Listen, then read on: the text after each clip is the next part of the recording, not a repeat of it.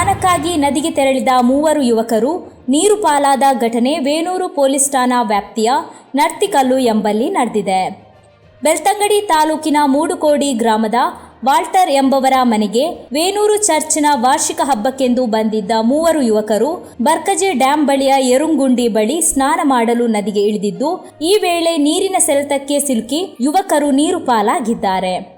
ಮಂಗಳೂರಿನ ನರ್ಸಿಂಗ್ ಕಲಿಯುತ್ತಿರುವ ವಿದ್ಯಾರ್ಥಿಗಳಾದ ಕುಪ್ಪಪದವು ನಿವಾಸಿ 20ರ ಲಾರೆನ್ಸ್, ಬೆಳ್ತಂಗಡಿ ತಾಲೂಕಿನ ಪಾರೆಂಕಿ ಗ್ರಾಮದ 19ರ ಸೂರಜ್, ಬಂಟ್ವಾಳ ಗ್ರಾಮದ ವಗ್ರದ 19ರ ಜೈಸಾನ್ ನೀರು ಪಾಲಾದ ಯುವಕರು. 3ರ ಮೃತದೇಹ ನೀರಿನಿಂದ ಹೊರತೆಗೆಯಲಾಗಿದ್ದು, ಸ್ಥಳಕ್ಕಾಗಮಿಸಿದ ವೇಣೂರು ಪೊಲೀಸರು ಮಾಹಿತಿ ಕಲೆ ಹಾಕಿದ್ದಾರೆ.